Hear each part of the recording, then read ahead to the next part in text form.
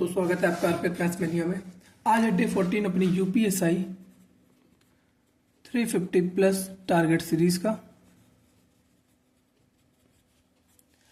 ठीक है, आज हम लोग जो करेंगे वो हिंदी में हम लोग करेंगे संज्ञा करेंगे। संज्ञा में हम लोग कारक वाला, हम लोग वचन और लिंग कंप्लीट कर चुके हैं। अब हम लोग का जो मेन टारगेट रहेगा वो रहेगा संज्ञा में कारक करने का। समास हम लोग तीन चीजें कर चुके थे, अव्ययी भाव, कर्मधारय, द्विगु। आज हम लोग करेंगे तत्पुरुष समास। तत्पुरुष समास के जितने भी भेद दिए गए उन सबको कंप्लीट करते हुए तभी आगे चलेंगे हम लोग। ठीक, फिर अब इसमें हम लोग जो साहित्य वाला जो हम लोग रस और छंद हम लोग का कंप्लीट हो चुका था। अब हम लोग इसमें कंप्लीट करेंगे अलंकार। अलंकार में सबसे पहले उसके कितने भेद होते हैं, फिर उसके बाद अनुप्रास करेंगे। अनुप्रास के भी जितने भेद होते हैं वो सब पढ़ के तो हम लोग इसके आगे बढ़ेंगे। इसमें वकैब आपको मालूम है, डेली 5-5 वकैब करनी है हर एक चीज़ की। फिर उसके बाद हम लोग बात करते हैं हिंदी साहित्य एवं पुरस्कार। हम लोगों ने कल इसमें नाटककार और नाटक देखे थे। आज हम लोग जो पेज नंबर 495 से लेकर 497 के बीच में हम लोग निबंध और निबंधकार भी देखेंगे। अगर आपके पास कोई दूसरी बुक है तो आप उससे भी ये चीज़ें कंप्लीट कर सकते हैं। फिर उसके बाद हम लोग करेंगे रीतिकाल की प्रमुख पंक्तियाँ, जो उसमें बुक में जो लिखी रहती है वो हम लोग रीड करेंगे। ठीक है, फिर उसके बाद हम लोग बात करते हैं जीएस की। जीएस में हम लोग करेंगे राजव्यवस्था। राजव्यवस्था में हम लोग करेंगे महत्वपूर्ण अधिनियम और भारतीय संविधान के स्रोत। जैसे ये होगा वैसे ही हम लोगों का जो राजव्यवस्था होगी वो क्या हो जाएगी, वो हो जाएगी कंप्लीट। ठीक, फिर इसी तरीके से अर्थव्यवस्था। अर्थव्यवस्था में हम लोग करेंगे पंचवर्षीय योजना और औद्योगिक नीति संकल्प। तो ये भी कंप्लीट करने के बाद हम लोगों की अर्थव्यवस्था भी कंप्लीट हो जाएगी। जैसे अगर हम लोग ये दोनों टॉपिक आज हम लोग कंप्लीट हो गए और उसके साथ ही साथ हम लोग पर्यावरण भी कंप्लीट कर चुके हैं।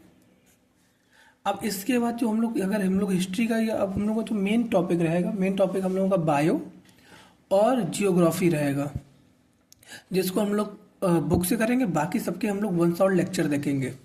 ठीक है, अब इसके बाद हम लोग मूल विधि में आयकर अधिनियम कर चुके थे। मूल विधि में आज हम लोग करेंगे भ्रष्टाचार निवारण अधिनियम। ठीक है, टारगेट थोड़ा ज़्यादा दिन पर दिन बढ़ रहा है क्योंकि टाइम भी जो है वो भी दिन पर दिन कम हो रहा है। फिर उसके बाद हम लोग करेंगे मॉक देंगे न्यू सिलेबस बेस्ड टेस्ट देंगे।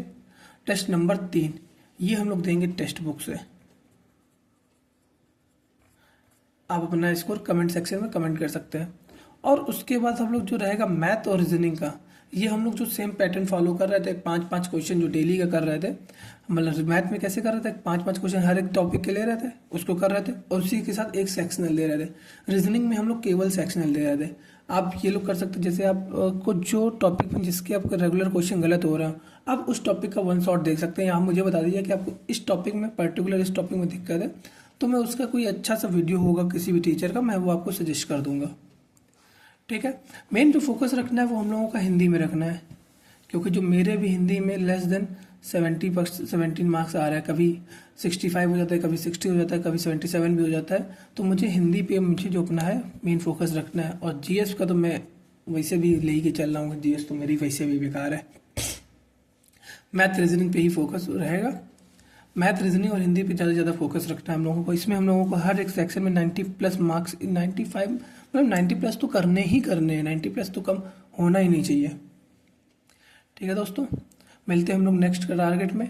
आप ये ज़्यादा टारगेट कंप्लीट कर लीजिए। कोई सजेशन हो या किसी तरीके कोई सुझाव तो आप मुझे वो कमेंट सेक्शन में दे सकते हैं। ठीक है दोस्तों, मिलते हैं कल के टारगेट में।